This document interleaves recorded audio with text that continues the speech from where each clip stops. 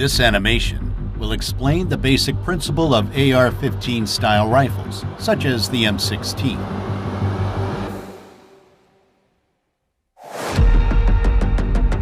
The standard M16 was equipped with a carrying handle and iron sights.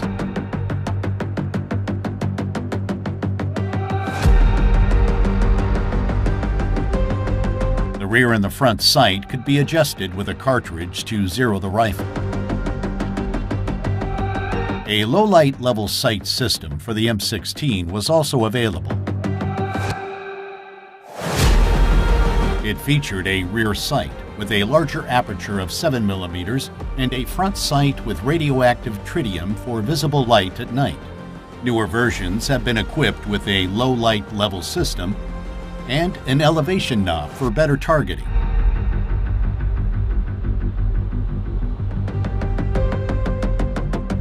Today, a lot of accessories are available for AR-15 style rifles.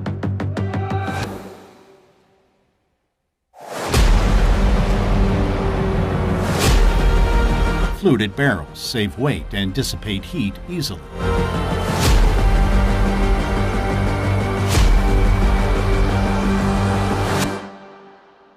Let's have a look at the M16's trigger mechanism.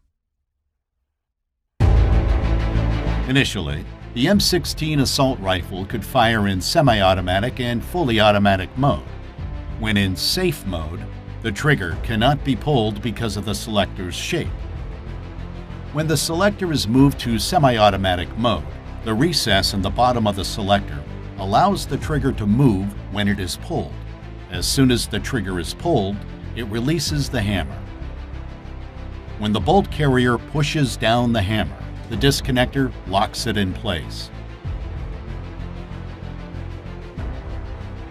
Before another shot can be fired, the trigger must be released so that the trigger sear engages the hammer again. In fully automatic mode, the trigger can move freely, whereas the disconnector stays at its position.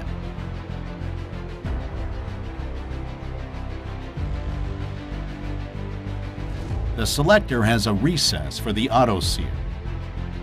The auto sear catches the hammer when the bolt carrier moves backwards. When the bolt carrier moves forward to chamber a new cartridge, the bolt carrier pushes the auto sear forward, releasing the hammer. Now, let's have a look at the bolt carrier. The bolt carrier houses the bolt that has several locking lugs, which are also called bolt lugs, and a cam pin. When the hammer strikes the firing pin is pushed forward.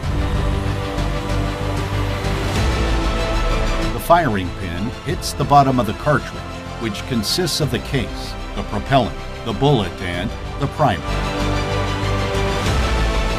The case of the cartridge is filled with the propellant. At the bottom of the case is the primer. The primer holds the priming mixture. When the rifle's firing pin strikes the primer cap, the priming mixture explodes, resulting in the ignition of the propellant.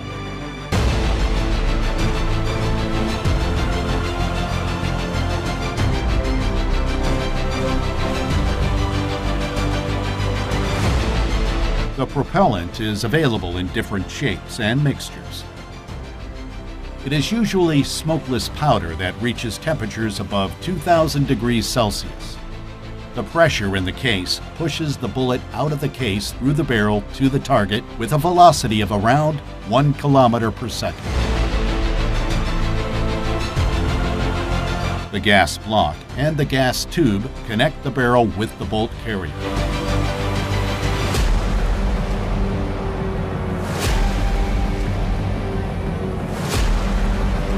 Pressure provided by the propellant is transmitted to the bolt carrier. Consequently, it is pushed back. The bolt is unlocked and moved backwards by the bolt carrier by means of the cam pin. The extractor removes the spent case from the chamber, while the spring-loaded ejector ejects it.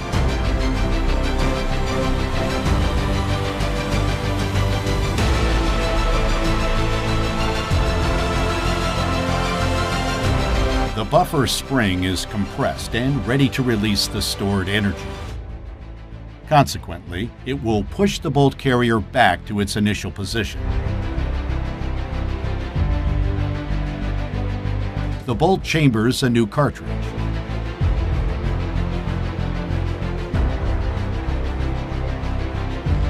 When the cartridge is fully seated in the chamber, the bolt is locked through the rotation. Let's see it again from another perspective. The bolt pushes the cartridge into the chamber. When the bolt cannot move any further, the bolt carrier rotates the bolt through the cam pin. That way, the firearm can withstand the high pressure created by the propellant when the gun is fired.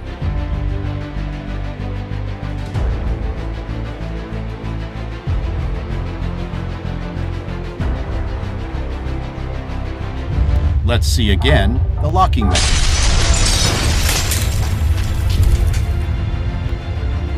In fully automatic mode, the rifle would release the hammer and fire.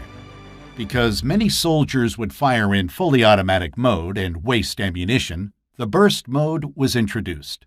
When the trigger is pulled, only 3 rounds are fired. This is possible through a spring clutch. The diameter of the spring clutch gets smaller or larger according to the direction of the force. So, when the trigger is pulled, the hammer strikes the firing pin. When the hammer is pushed back by the bolt carrier, the disconnector cam rotates thanks to the spring clutch. This is done 3 times until the burst cam follower reaches the stop notch. Because the stop notch is deeper, the disconnector holds back the hammer. So, the trigger must be released to fire again. Let's see it again from the side view.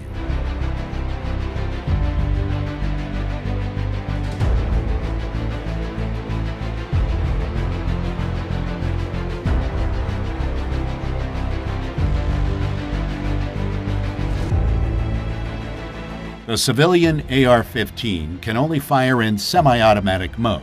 It does not have parts and recesses needed for fully automatic firing. Furthermore, the lower receiver does not have room for the auto-sear, and only a full auto bolt carrier can trip the auto-sear. The M16 and other AR-15 style rifles usually use direct impingement to cycle the action.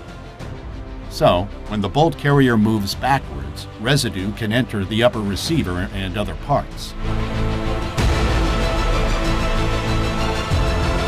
This gunshot residue can become a big problem when the rifle is not cleaned regularly. Let's have a look at the upper receiver.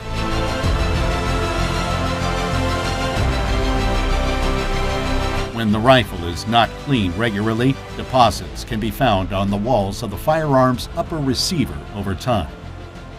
This can lead to increased friction between the upper receiver and the bolt carrier, so that the bolt carrier gets stuck and a new cartridge cannot be chambered.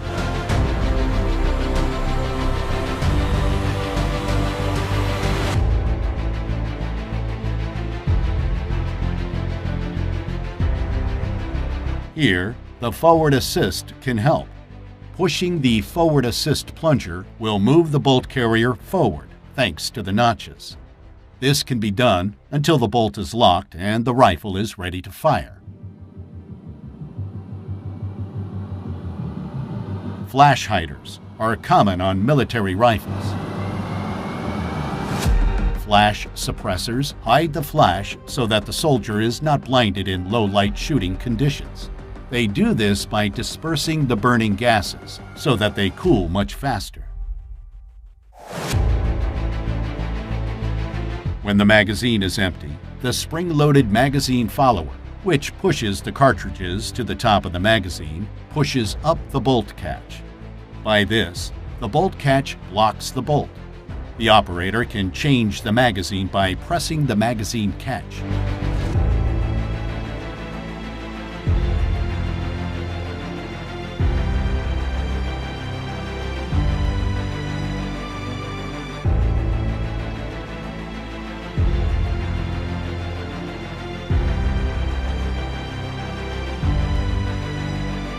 Pushing the bolt catch will release the bolt. The firearm is ready to fire. Manually charging the gun is also possible. The charging handle allows the operator to move the bolt carrier to the rear. Releasing it will chamber a new cartridge.